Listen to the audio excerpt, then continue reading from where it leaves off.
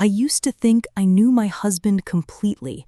After 25 years of marriage, 2 kids, and a life built together, I believed there were no secrets left between us. He was the kind of man everyone admired, charming, successful, always busy with work, always the perfect father in public. And I was proud of him. A working mother, trying to juggle my career and home, keeping everything together like a well-oiled machine. Life seemed normal, happy, secure. But it started with small things, tiny details that seemed too insignificant at first. A forgotten receipt here, a strange message on his phone there.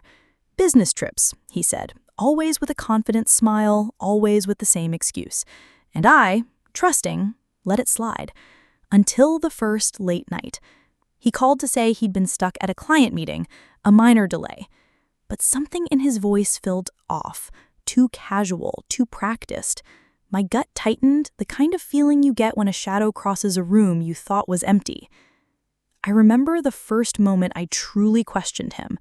I was clearing the kitchen after dinner when I saw a notification pop up on his phone. A hotel reservation in the next city over. I paused. He had told me he would be home that night. My heart sank, but I tried to reason with myself. Maybe he forgot to cancel a trip. I told myself not to jump to conclusions. Yet, that night, as I lay in bed listening to the house settle, a creeping doubt began to root in my heart. Over the next few weeks, the inconsistencies piled up. He would leave early in the morning, claiming meetings in different cities, and return the same evening exhausted, but smiling with stories that didn't quite add up. I noticed the pattern. Business trips that never seemed to include any real business, expenses that appeared suddenly in our accounts, and phone calls he took in hushed tones in empty rooms. I started to pay attention, carefully, silently, like a detective studying a case no one else believed existed. The turning point came one evening when our daughter asked about a photo.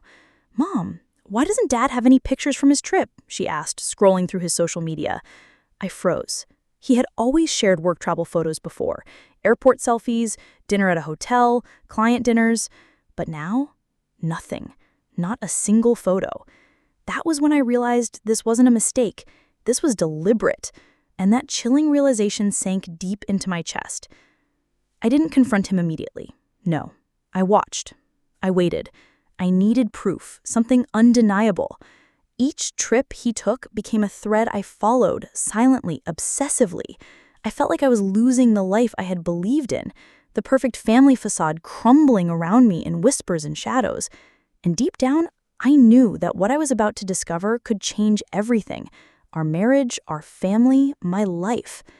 I told my best friend, my confidant, about my growing suspicions. She didn't judge me. Instead, she warned me to be careful. She said, "Trust your instincts. Follow him. Find out what's really happening."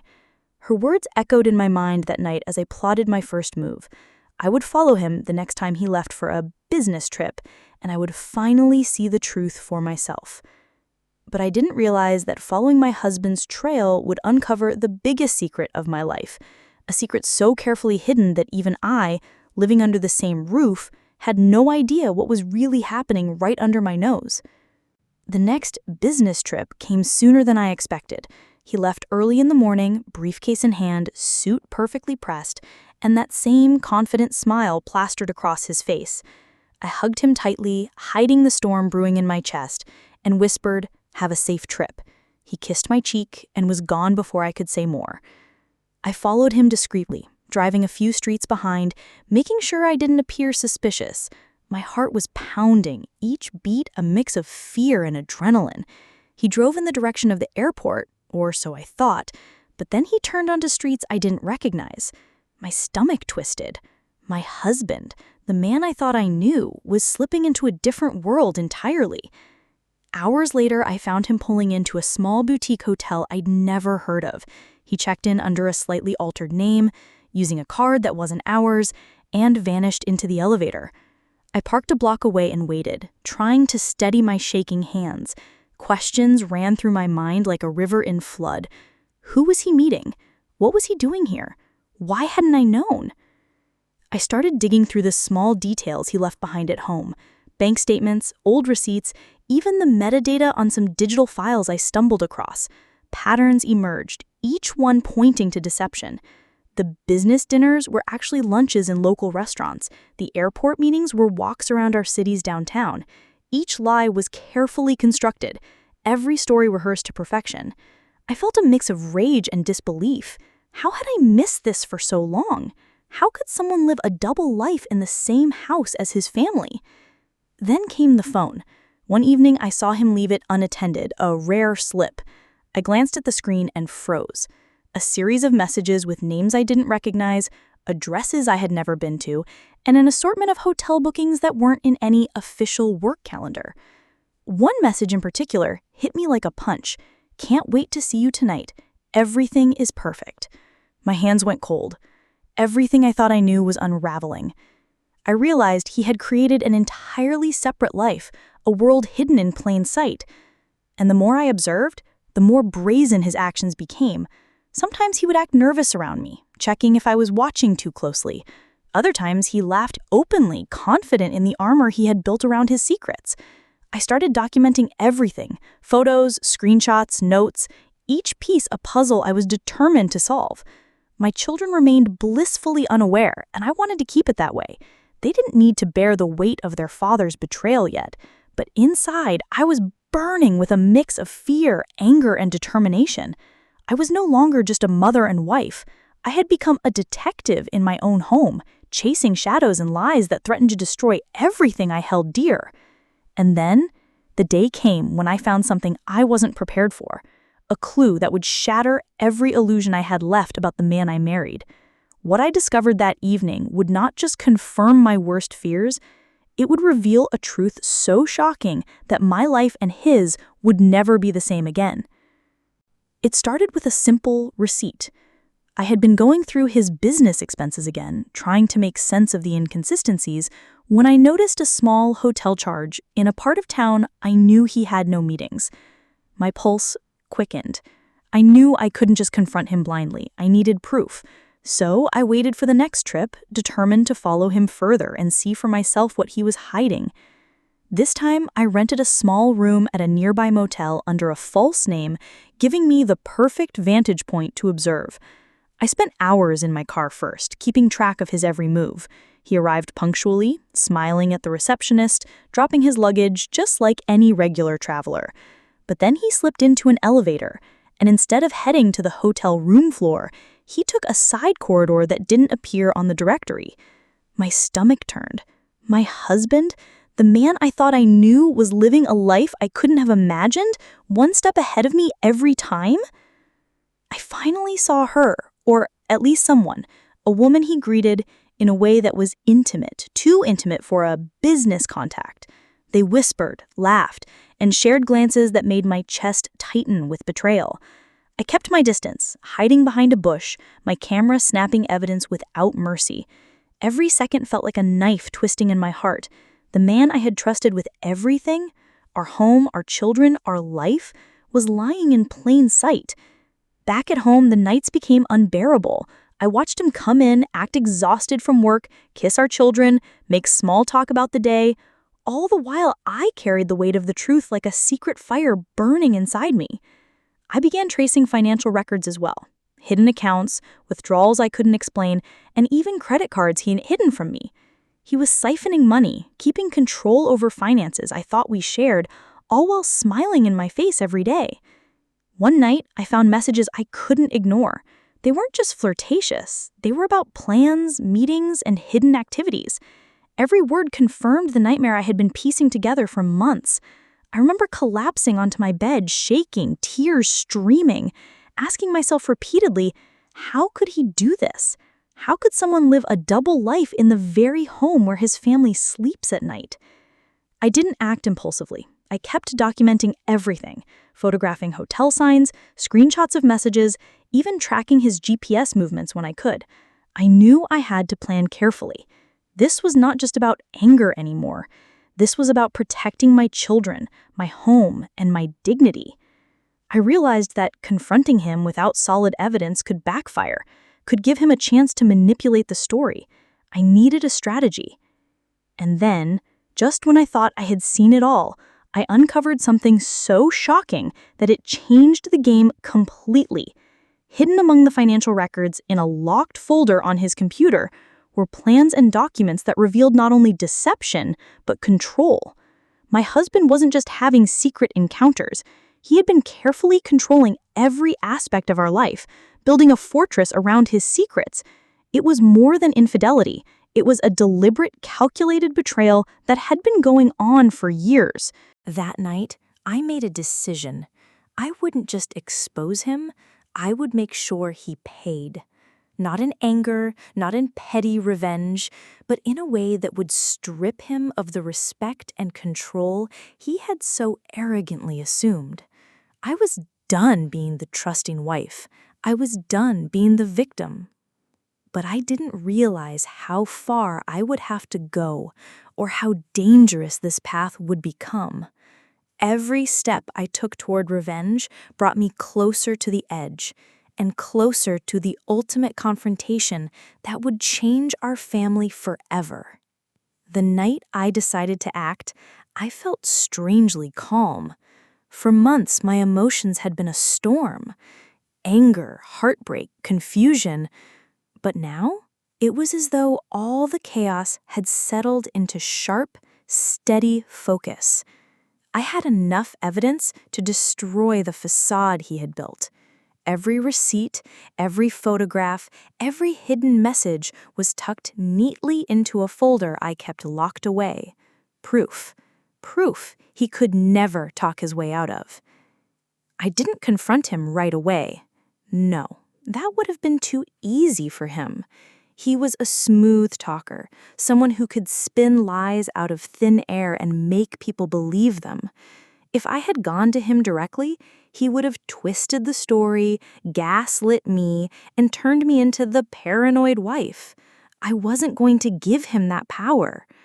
Instead, I planned, patiently, methodically. My first step was financial. I opened a separate account in my own name, moving little bits of money he wouldn't notice. Bonuses from work, small savings, even cash. Quietly, I built a safety net. Then I met with a lawyer, under the guise of visiting a friend. I learned about my rights, about what I could do to protect my children and myself if things escalated. For the first time in months, I felt like I was reclaiming control. At home, I played my part perfectly. Smiling wife, attentive mother, supportive partner. He had no idea I knew. He'd kiss me goodnight, and I'd kiss him back, while inside, my mind was already 1,000 steps ahead. Each lie he told me became fuel for the fire I was building. And then came the night I put my plan into motion. He had another business trip, and this time, instead of following him, I prepared the stage for his downfall. I gathered my children at my parents' house for the weekend, telling them it was just a little getaway. I wanted them far away from the explosion that was about to happen. When he returned, suitcase in hand, I was waiting in the living room, calm, collected. I had laid out the evidence across the coffee table. Printed messages, hotel receipts, photos of him with the woman he swore didn't exist. He froze when he saw them, his face draining of color. For the first time, I saw fear in his eyes. "Do you want to explain this?" I asked, my voice steady but cold. He stammered, tried to reach for his usual arsenal of excuses, but I didn't let him. No, not this time. Every lie, every trip, every secret, it's all right here. And don't you dare call me paranoid. I have proof. His mask cracked. The charm slipped away, replaced by anger, then panic. He tried to argue, tried to tell me it was complicated, that I didn't understand. But I did. I understood perfectly. He had lived a double life right under my nose, and he thought he'd get away with it forever. That night, I told him exactly what would happen. He would step down from controlling our finances. He would confess to his parents and his colleagues about the trips, and he would do it on my terms. Or I would expose everything publicly, with proof that no one could deny. He didn't believe me at first. He thought I was bluffing. But then I showed him the copies of emails I had already sent to myself, the photos safely stored in a cloud account only I could access. The realization hit him. He had no way out. I watched him crumble. The man who had once carried himself with pride and arrogance sat there, small and defeated. And in that moment, I felt a strange mix of sorrow and satisfaction. I hadn't just caught him. I had stripped him of the power he had always used to control me. But little did I know, my revenge had only just begun. The humiliation I planned for him would spread further than I ever imagined, and once it started, there would be no turning back. The day of exposure came faster than even I had anticipated. Once the truth was laid bare between us, I thought perhaps he would quietly surrender, maybe even apologize. But no, he tried to bargain. He begged me not to tell anyone, not to ruin his reputation, his career, his image. He promised it was all a mistake and that he could fix it. But to me, there was no mistake, only choices. Choices he had made again and again while looking me in the eye and lying to me. I gave him one last chance. Own up to his family, to our children, and to the people he had fooled, or I would do it for him. He hesitated, convinced he could talk his way out. That hesitation was all I needed to know he would never truly come clean. So I acted. I arranged a quiet dinner at his parents' house, inviting close family under the pretense of a family meeting. He walked in, unsuspecting, even smug, thinking I had forgiven him. I waited until everyone was settled before I spoke. My voice was calm, deliberate. I think it's time we talk about the truth about his business trips. The room fell silent. His mother looked confused, his father frowned, and the children glanced nervously between us. He opened his mouth, but I didn't let him. I pulled out the folder, the same one I had shown him in private, and slid it onto the table. Photos, receipts, messages, everything. Gasps filled the room. His mother's hand trembled as she picked up one of the papers, his father's face flushed with anger. He tried to snatch the folder away, but it was too late. The truth was already out. His mask cracked in front of everyone he had tried to impress. And for the first time, he couldn't spin the story. He couldn't gaslight me. The evidence spoke louder than his lies. My children sat there in shock. It broke my heart to see their innocence crumble, but I knew they deserved honesty. "I'm sorry you had to hear it this way," I told them, "but I will not let lies run this family any longer." They nodded quietly, their trust shifting away from him toward me. The humiliation was complete. His parents, who had always adored him, turned cold. His father demanded answers, his mother wept, and he sat there, unable to defend himself. That night, the pedestal he had built for himself collapsed entirely. But I didn't stop there. Quietly, I had already met with his company's HR department.